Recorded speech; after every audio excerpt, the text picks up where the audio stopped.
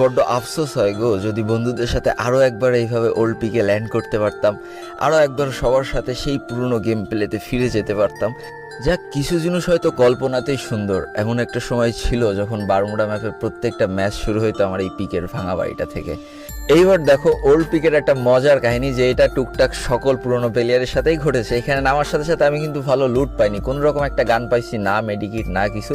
তো এখন যেই কাজটা আমার করতে হবে, এখান থেকে আমার পলাইতেই হবে। আজকের দিনের নতুন পিকেতে নামার সাথে সাথে লুট পেয়ে যাওয়া, নামার সাথে সাথে ভালো গান স্কিল পেয়ে যাওয়া, ইটস ওকে।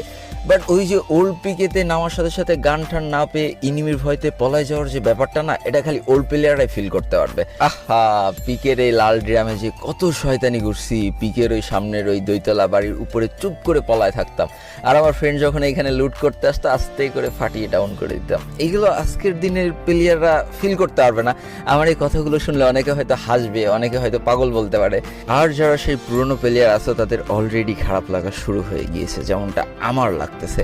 আর ভাই, পিকের এই দুইতলা বাসার কথা কি বলবো। এই বাসাটা চারিদিকতে পাঁচিল দিয়ে ঘেরা ছিল, তো দূরের থেকে যতই মার খাতাম, এর ভিতর একবার চলে আসতে পারলে মনে হতো যাক, এইবারের মতো বেঁচে গিয়েছি। এই ওল্ড পিক পরিবর্তনের কারণ আজও আমার মাথায় আসেনি। সামনে